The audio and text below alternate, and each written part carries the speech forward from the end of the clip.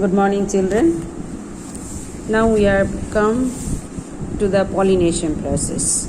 Before that, we had discussed the sexual reproduction takes place in two steps. First step is called the pollination. Second step is called the fertilization. So first we will be discussing with pollination. Pollination is nothing but the process of transfer of pollen grains from the anther to the stigma of a flower is called the pollination.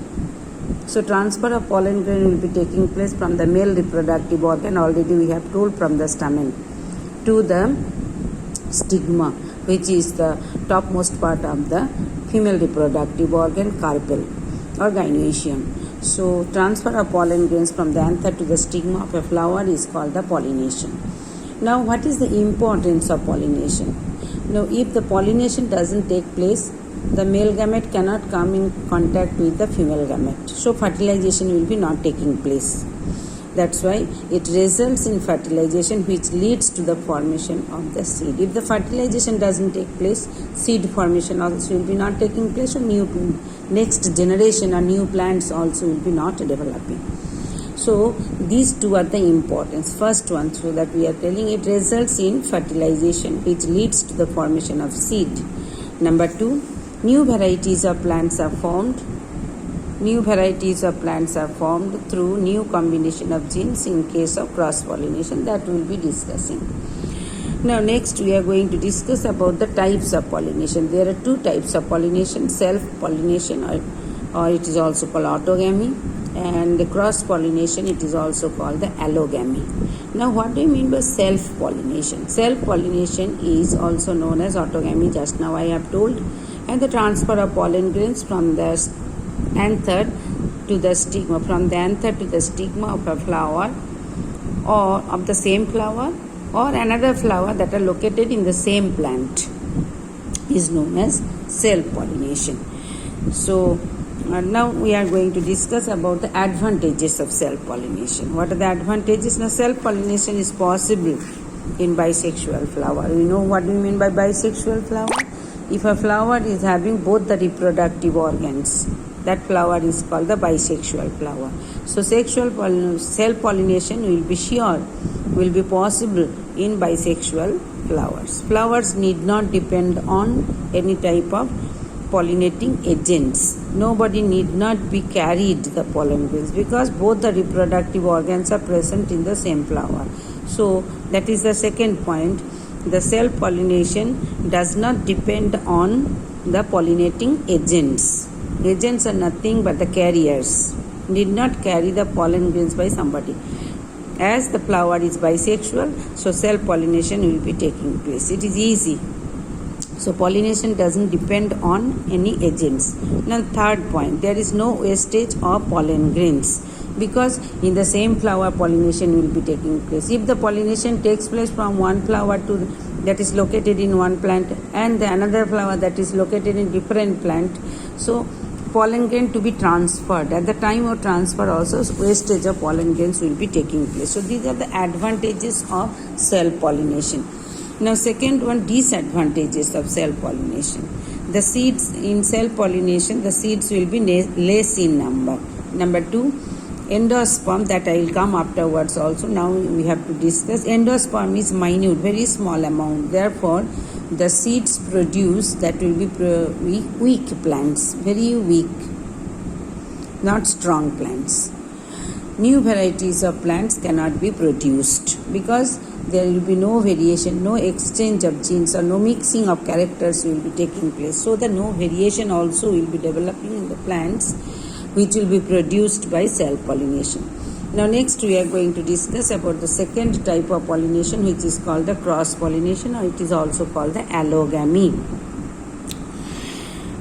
Now we have cross-pollination. What do you mean by cross-pollination? Cross-pollination is here also transfer of pollen grains from the anther of a flower to the stigma of the flower on another plant.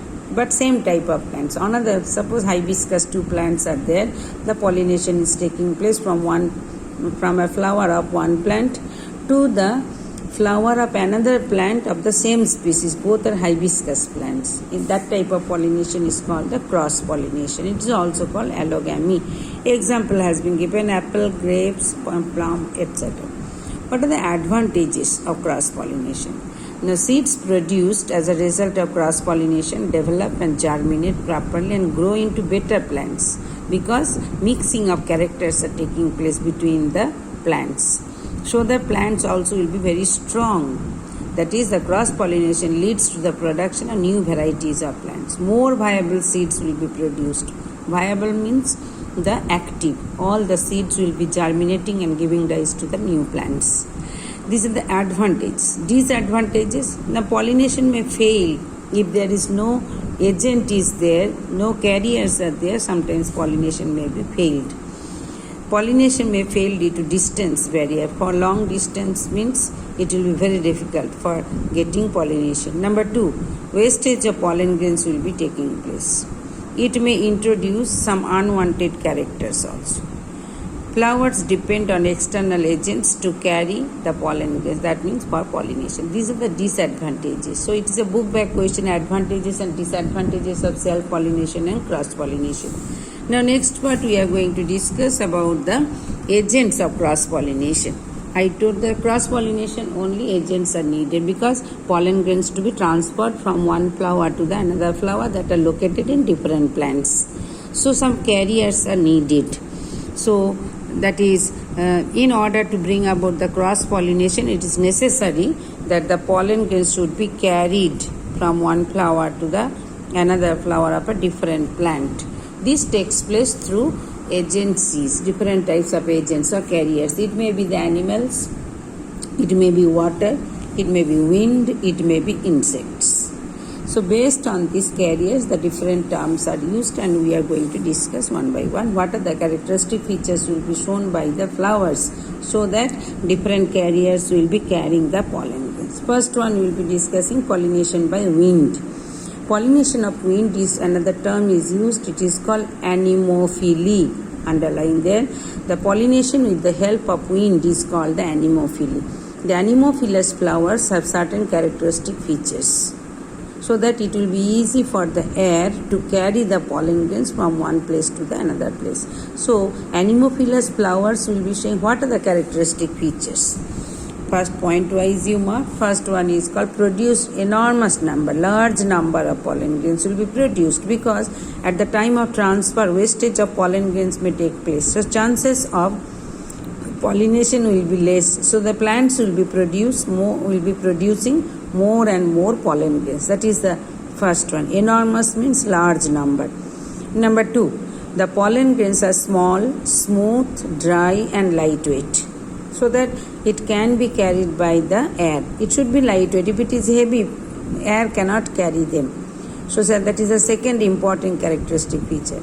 Pollens of such plants are blown off at a distance of more than 1,000 km. The stigmas are comparatively large, protruding, and then protruding means it should come out from the flower, so that when the air will be carrying the pollen grains, the stigma can stick these pollen grains, so pollination will be taking place. So the stigma is comparatively large, protruding and sometimes hairy to trap the pollen grains. So these are the 4 important characteristic features are there for anemophilous flowers. Example, grass and some cactus. Second type, pollination by insects.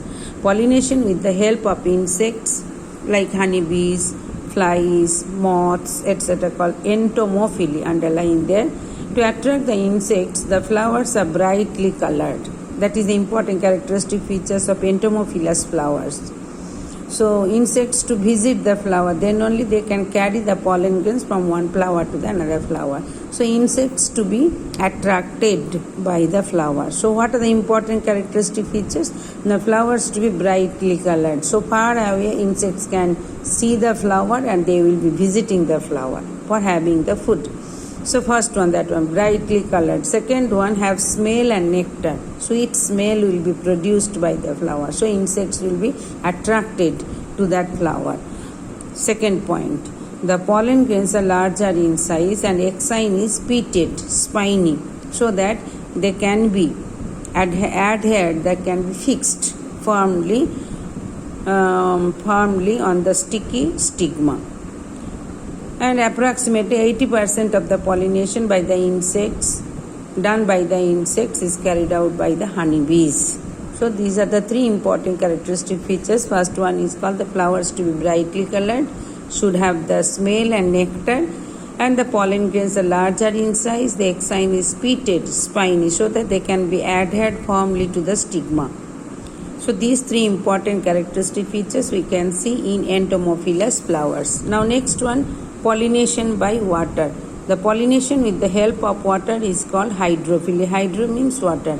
This takes place in aquatic plants. First one, the pollen grains are produced in large numbers. Second important characteristic feature, pollen grains float on the surface of water till they land on the stigma of the flower. Example is Hydrilla vallisneria. And fourth type, it is called pollination by animals. It is called zoophily. What are the important characteristic features will be, the flowers of such plants attract animals by their bright color, size and scent, sweet smell, such as sunbird.